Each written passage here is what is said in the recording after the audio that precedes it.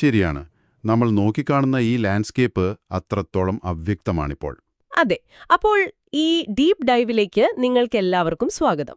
ഇന്ന് നമ്മൾ വിശകലനം ചെയ്യാൻ പോകുന്ന പ്രധാന വിഷയം ഈ 2026 ഹോർമുസ് കടലിടുക്ക് ഉപരോധം ആഗോള ഊർജ്ജ വിലയെയും സപ്ലൈ ചെയിനിനെയും എങ്ങനെ മാറ്റിമറിക്കുന്നു എന്നതാണ്.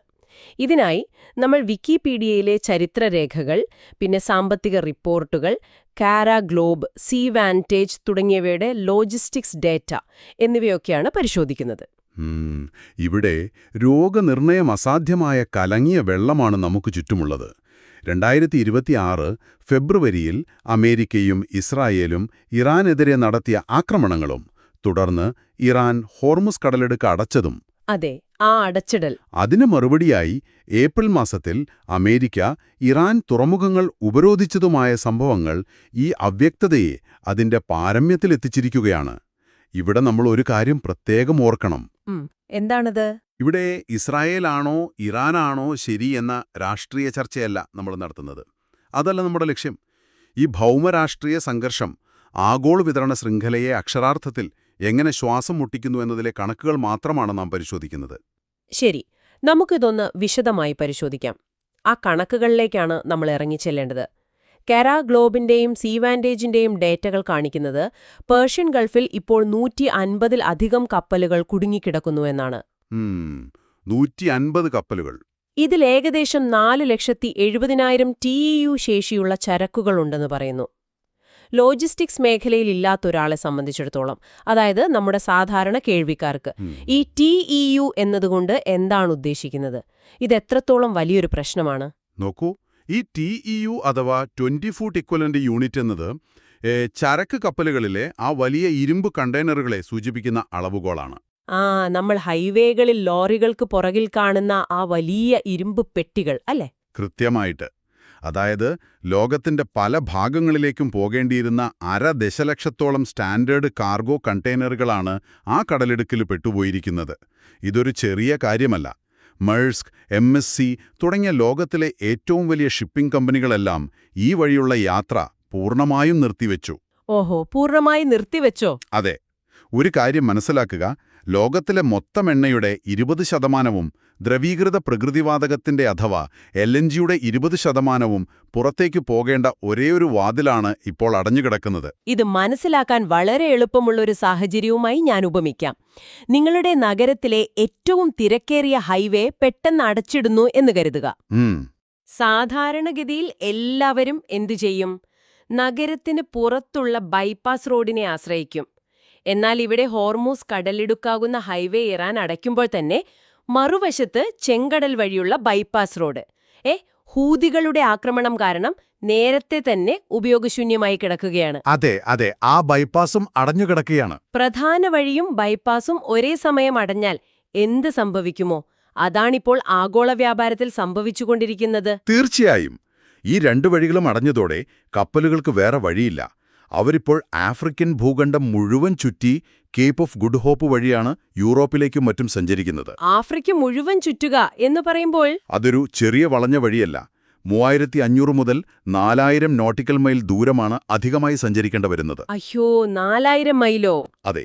അതായത് യാത്രയിൽ 10 മുതൽ 14 ദിവസം വരെ അധികമായി വേണ്ടിവരും. ഇത് കേവലം സമയത്തിന്റെ മാത്രം പ്രശ്നമല്ല. കപ്പലുകളുടെ ഇന്ധന ഉപഭോഗത്തെ ഇത് വലിയ തോതിൽ ബാധിക്കുന്നുണ്ട്. സ്വാഭാവികമായും ഇത്രയും ദൂരം ഓടുമ്പോൾ ഇന്ധനം കൂടുതൽ വേണ്ടിവരുമല്ലോ. ശരിയാണ്. അതുകൊണ്ട് ഇന്ധനം ലാഭിക്കാൻ വേണ്ടി പല കപ്പലുകളും സ്ലോ സ്റ്റീമിംഗ് അഥവാ വേഗത കുറച്ച് സഞ്ചരിക്കുന്ന രീതിയിലേക്ക് മാറിയിരിക്കുകയാണ്. ഇന്ധനം ലാഭിക്കാൻ വേണ്ടി പതുക്കെ പോകും. അതെ, പക്ഷേ ഇത് വീണ്ടും യാത്രയുടെ സമയം കൂട്ടുന്നു. ഒരു വശത്ത് ദൂരം കൂടി, മറുവശത്ത് വേഗത കുറച്ചു. ഈ 10 അല്ലെങ്കിൽ 14 ദിവസത്തെ കാലതാമസമെന്ന് കേൾക്കുമ്പോൾ സാധാരണക്കാർക്ക് തോന്നുക, ശരി, സാധനങ്ങൾ 2 ആഴ്ച വൈകി വരും, അത്രയല്ലേ ഉള്ളൂ എന്നാണ്. പക്ഷേ ഇന്നത്തെ ഫാക്ടറികൾ പ്രവർത്തിക്കുന്നത് പഴയതുപോലെ അല്ലല്ലോ. ഈ ജസ്റ്റ് ഇൻ ടൈം മാനുഫാക്ചറിംഗ് എന്നൊരു രീതിയാണല്ലോ ഇന്ന് മിക്ക വ്യവസായങ്ങളും പിന്തുടരുന്നത്. വലിയ വെയർഹൌസുകളിൽ സാധനങ്ങൾ സംഭരിച്ചു വെക്കുന്ന രീതി ഇന്ന് കുറവല്ലേ? അവർക്ക് ആവശ്യമായ അസംസ്കൃത വസ്തുക്കൾ കൃത്യസമയത്ത് കപ്പലുകളിൽ വന്നിറങ്ങുകയും അത് നേരെ ഫാക്ടറിയിലെ നിർമ്മാണ യൂണിറ്റുകളിലേക്ക് പോകുകയുമാണ് ചെയ്യുന്നത്. ശരിക്കും പറഞ്ഞാൽ ആ കപ്പലാണ് അവരുടെ ഗോഡൗൺ. വളരെ ശരിയായ പോയിന്റ്. കപ്പലാണ് ഗോഡൗൺ. ഒരു മൈക്രോചിപ്പ് വഹിച്ചുകൊണ്ടുള്ള കപ്പല് 14 ദിവസം വൈകിയാൽ കാറുകൾ നിർമ്മിക്കുന്ന ഒരു പ്ലാന്റ് 3-ാമത്തെ ദിവസം അടച്ചിടേണ്ടി വരും. കാരണം ബാക്കി എല്ലാ സാധനങ്ങളും ഉണ്ടാകും, ഈ ചിപ്പ് മാത്രം കാണില്ല. കൃത്യമായി. ചിപ്പില്ലാതെ ഒരു കാർ പോലും പൂർത്തിയാക്കാൻ കഴിയില്ലല്ലോ. ഈ കാലതാമസം ദുബായിലെ ജബലലി പോലുള്ള മറ്റു തുറമുഖങ്ങളിൽ കപ്പലുകളുടെ വലിയ ട്രാഫിക് ബ്ലോക്കിനും കാരണമാകുന്നുണ്ട്. അവിടെ ചരക്കിറക്കാൻ ദിവസങ്ങളോളം കാത്തുകിടക്കണം. ഒരു സംശയമുണ്ട്. കപ്പൽ വഴിയുള്ള ഗതാഗതം ഇത്രത്തോളം പ്രതിസന്ധിയിലാകുമ്പോൾ ഈ IT ഹാർഡ്വെയറുകൾ, മെഡിക്കൽ ഉപകരണങ്ങൾ പോലെയുള്ള വിലപിടിപ്പുള്ള സാധനങ്ങൾ വിമാനമാർഗം കൊണ്ടുവരാൻ കമ്പനികൾ ശ്രമിക്കില്ലേ? ഇത്രയും വലിയ സാമ്പത്തിക നഷ്ടം സഹിക്കുന്നതിനേക്കാൾ നല്ലതല്ലേ കുറച്ചുകൂടി പണം മുടക്കി എയർ ഫ്രൈറ്റ് ഉപയോഗിക്കുന്നത്? സപ്ലൈ ചെയിൻ മാനേജർമാർ അതാണ് ഇപ്പോൾ ചെയ്തുകൊണ്ടിരിക്കുന്നത്. ഡാറ്റാ സെന്റർ ഹാർഡ്വെയറുകൾ, ഐഫോണുകൾ, വില കൂടിയ മരുന്നുകൾ എന്നിവയ്ക്ക് സമയമാണ് ഏറ്റവും പ്രധാനം. അതെ, അവയ്ക്ക് വില കൂടുതലാണല്ലോ. അതുകൊണ്ട് അവയെല്ലാം വിമാനമാർഗത്തിലേക്ക് മാറ്റി. എന്നാൽ അതിനൊരു പരിധിയുണ്ട്. നോക്കൂ, ഒരു ഇരുമ്പയിരോ അല്ലെങ്കിൽ വളം നിർമ്മാണത്തിനുള്ള അസംസ്കൃത വസ്തുക്കളോ വിമാനത്തിൽ കൊണ്ടുവരാൻ കഴിയില്ലല്ലോ. ഒരിക്കലുമില്ല. അതിന്റെ ലോജിസ്റ്റിക്സ് ചിലവ് ആ ഉൽപ്പന്നത്തിന്റെ യഥാർത്ഥ വിലയേക്കാൾ 10 മടങ്ങാകും. അതുകൊണ്ട് ബൾക്ക് കാർഗോകൾക്ക് ഈ എയർ ഫ്രൈറ്റ് ഒട്ടും പ്രായോഗികമല്ല. അപ്പോൾ ഗൾഫിൽ നിന്നുള്ള ചരക്കുകൾ നിലയ്ക്കുമ്പോൾ അത് കേവലം ഇലക്ട്രോണിക്സിനെ മാത്രമല്ല, നമ്മുടെ നിത്യജീവിതത്തെയും ബാധിക്കുന്നുണ്ടല്ലേ? പ്രത്യേകിച്ച് കൃഷിയും മറ്റും. തീർച്ചയായും. ലോകത്തിനാവശ്യമായ യൂറിയയുടെ 30 മുതൽ 35% വരെയും അമോണിയയുടെ 20 മുതൽ 30% വരെയും വരുന്നത് ഈ ഗൾഫ് മേഖലയിൽ നിന്നാണ്. അത്രയധികമുണ്ടോ? അതെ. കപ്പലുകൾ വരാതായതോടെ പല രാജ്യങ്ങളിലും വളം നിർമ്മാണശാലകൾ അടച്ചുപൂട്ടലിന്റെ വക്കിലാണ്. വളം ഇല്ലാതാകുന്നത് കാർഷികോൽപാദനത്തെ ബാധിക്കും. അത് അടുത്ത വർഷത്തെ ഭക്ഷ്യസുരക്ഷയെയും വലിയ രീതിയിൽ ബാധിക്കും. ഇതൊരു ചെയിൻ റിയാക്ഷനാണ്. ഈ ഇന്ധനച്ചെലവ് ഇത്രത്തോളം ഉയർന്നു നിൽക്കുമ്പോൾ ഫാക്ടറികൾ എങ്ങനെയാണ് പിടിപ്പിച്ചു നിൽക്കുന്നത്? അവർക്ക് വെറുതെ ഈ അധിക ചെലവ് സഹിക്കാൻ കഴിയില്ലല്ലോ. ഒന്നുകിൽ അവർ ഉൽപ്പന്നങ്ങളുടെ വില കൂട്ടണം, അല്ലെങ്കിൽ പ്ലാന്റുകൾ അടച്ചിടണം. അവരവിടെ മറ്റൊരു തന്ത്രമാണ് പയറ്റുന്നത്.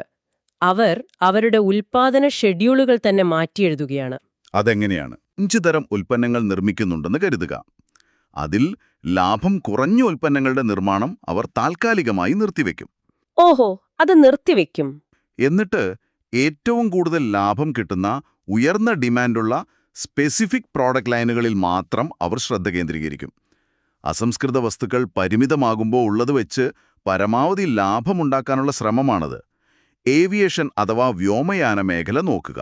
അതെ, വിമാനങ്ങൾക്ക് ഇന്ധനം ഒഴിച്ചുകൂടാൻ പറ്റാത്തതാണല്ലോ. വിമാനക്കമ്പനികളുടെ പ്രവർത്തനച്ചെലവിന്റെ 30 മുതൽ 40% ജെറ്റ് ഇന്ധനമാണ്. എണ്ണവില കൂടിയതോടെ അവർ യാത്രാനിരക്കുകൾ കുത്തനെ ഉയർത്തി. പല സർവീസുകളും വെട്ടിച്ചുരുക്കേണ്ടി വന്നു.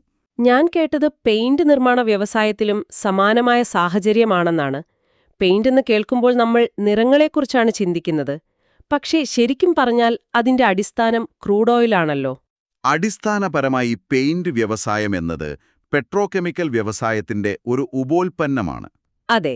പെയിന്റിൽ ഉപയോഗിക്കുന്ന ടൈറ്റാനിയം ഡയോക്സൈഡ്, വിവിധ തരം സോൾവെന്റുകൾ, ബൈൻഡറുകൾ എന്നിവയെല്ലാം ക്രൂഡ് ഓയിലിൽ നിന്നാണ് വരുന്നത്. അതുകൊണ്ട് എണ്ണവില വർദ്ധിക്കുന്നത് പെയിന്റ് കമ്പനികളുടെ ലാഭത്തെ നേരിട്ട് ബാധിക്കുന്നു. അവരും ഇപ്പോൾ ഉൽപ്പാദനം കുറച്ച് വില കൂട്ടാനുള്ള ശ്രമത്തിലാണ്.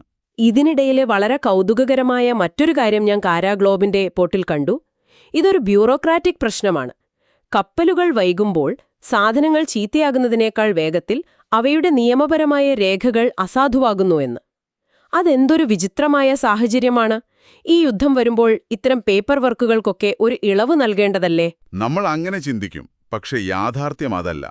ഇറക്കുമതി ചെയ്യുന്ന രാജ്യങ്ങളിലെ സർട്ടിഫിക്കേഷനുകൾ വളരെ കർശനമാണ്.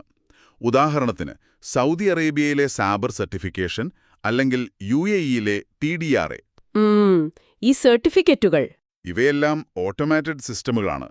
ഒരു ചരക്ക് പുറപ്പെടുമ്പോൾ ലഭിക്കുന്ന സർട്ടിഫിക്കറ്റിന് ചിലപ്പോൾ 30 ദിവസത്തെ വാലിഡിറ്റി ആയിരിക്കും ഉണ്ടാവുക. അപ്പോൾ ആഫ്രിക്ക ചുറ്റി വരുമ്പോൾ? അതെ.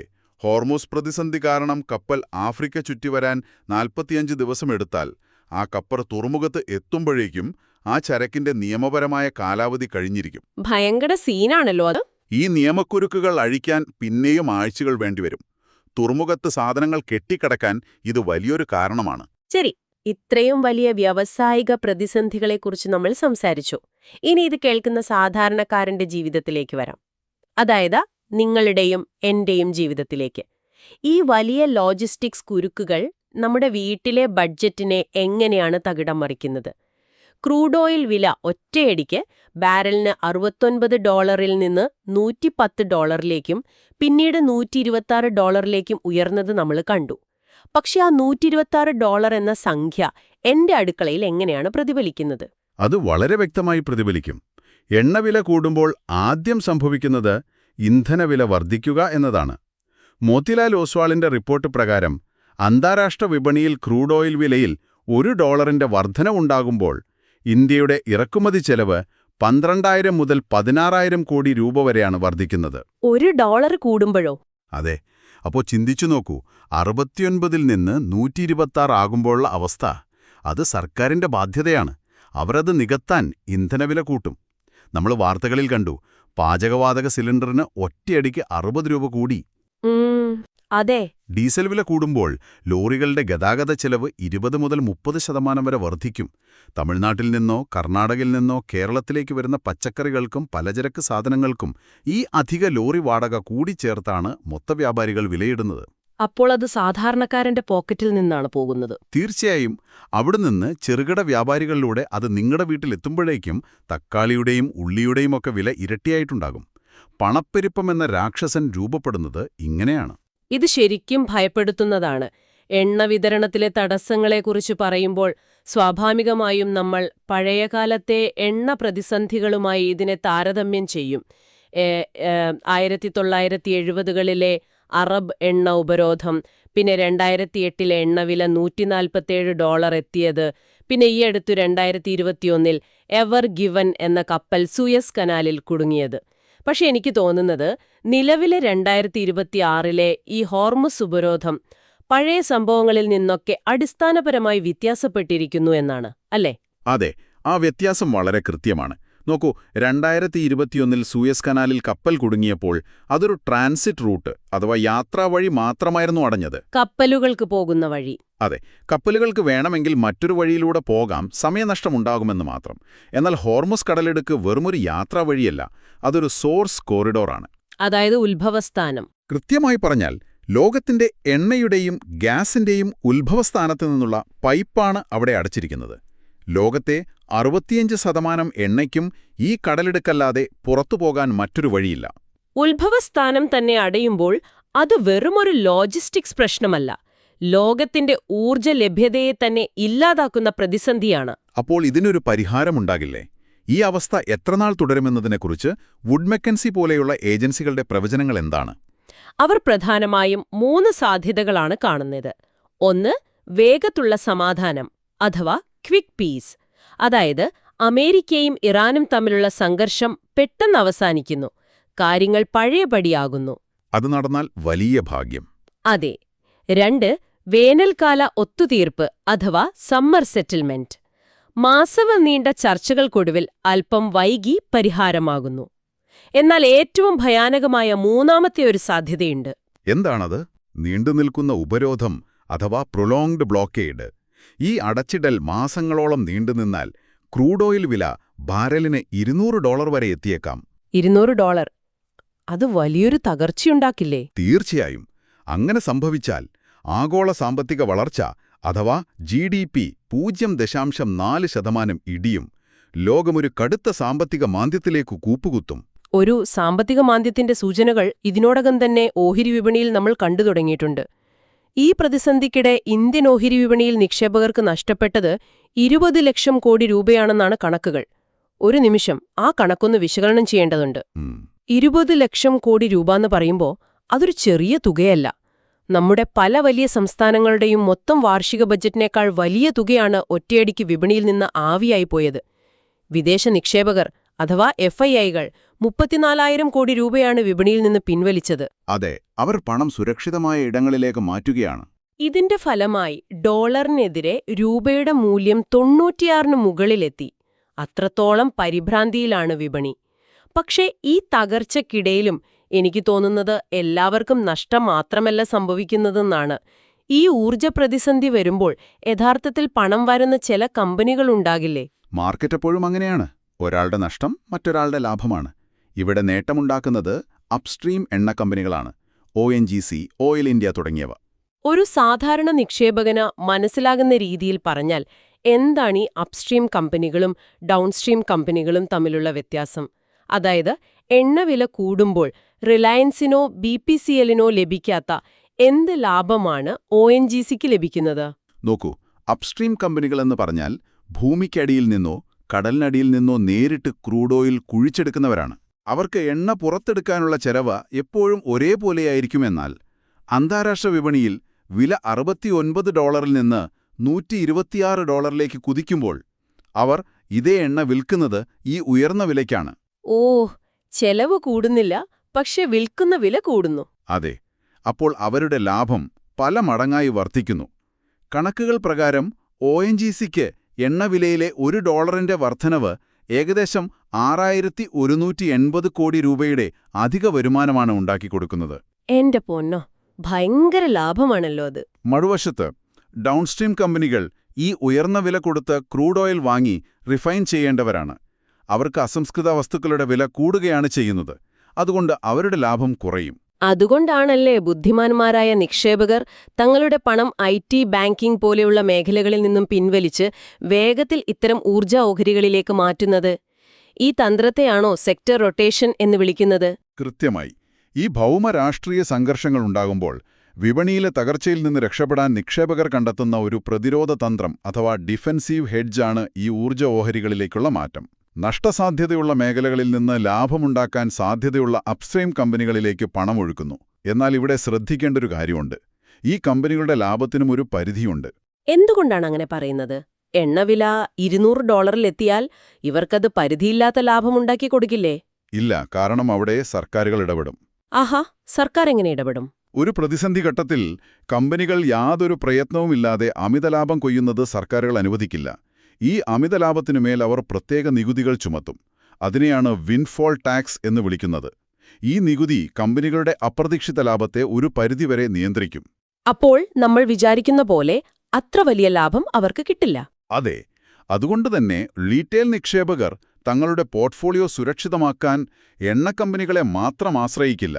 പിന്നെന്ത് ചെയ്യും? അവർ സ്വർണം, FMCG, ഫാർമ തുടങ്ങിയ പ്രതിരോധ മേഖലകളെ കൂടി ആശ്രയിക്കും.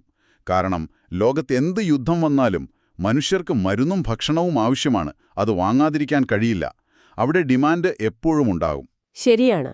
ഈ 2026 ഉപരോധം കേവലമൊരു താൽക്കാലിക പ്രശ്നമല്ല എന്ന് ഇതിൽ നിന്നും വളരെ വ്യക്തമാണ്.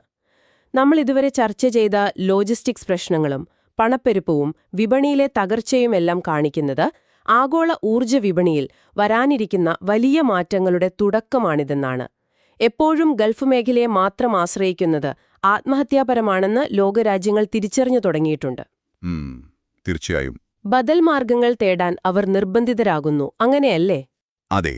ഈ എനർജി ഡിപ്ലോമാസി മാറുകയാണ്.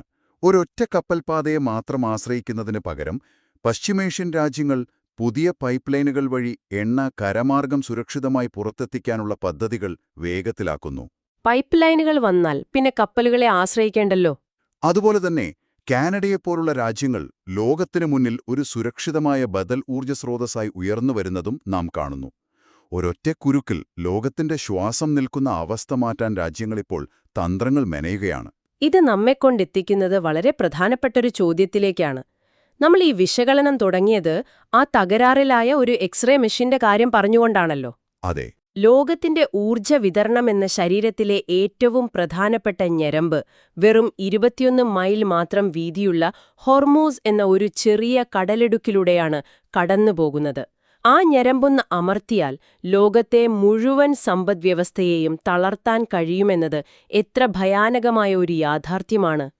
ഈ ഭൂമിശാസ്ത്രപരമായ കുരുക്കുകളിൽ നിന്ന് ശാശ്വതമായി രക്ഷപ്പെടാൻ ലോകരാജ്യങ്ങൾ തങ്ങളുടെ മുഴുവൻ ഊർജ്ജ സ്രോതസ്സുകളെയും മാറ്റിമറിക്കാൻ നിർബന്ധിതരാകുമോ? അതൊരു വലിയ ചോദ്യമാണ്. അതോ ഈ യുദ്ധം അവസാനിക്കുമ്പോൾ നാം വീണ്ടും പഴയതുപോലെ ഒരൊറ്റ വഴിയിലൂടെ മാത്രം സഞ്ചരിച്ച് അടുത്ത പ്രതിസന്ധിക്കായി കാത്തിരിക്കുമോ? വരും വർഷങ്ങളിൽ ആഗോള സാമ്പത്തിക വ്യവസ്ഥയുടെ ആരോഗ്യം നിർണയിക്കുന്നത് ഈ ചോദ്യങ്ങൾക്കുള്ള ഉത്തരമായിരിക്കും. ആ എക്സ്റേ മെഷീനുകൾ ശരിയാകുന്നതുവരെ അല്ലെങ്കിൽ ഈ അടിസ്ഥാന ഘടന നമ്മൾ മാറ്റിയെഴുതുന്നതുവരെ ഇത്തരം പ്രതിസന്ധികൾ അവസാനിക്കുന്നില്ല. ഈ മാറ്റങ്ങൾ എങ്ങനെ സംഭവിക്കുമെന്ന് നമുക്ക് കാത്തിരുന്ന് കാണാം. ഈ വിശകലനം ശ്രദ്ധിച്ച എല്ലാവർക്കും നന്ദി. നന്ദി. വീണ്ടും കാണാം.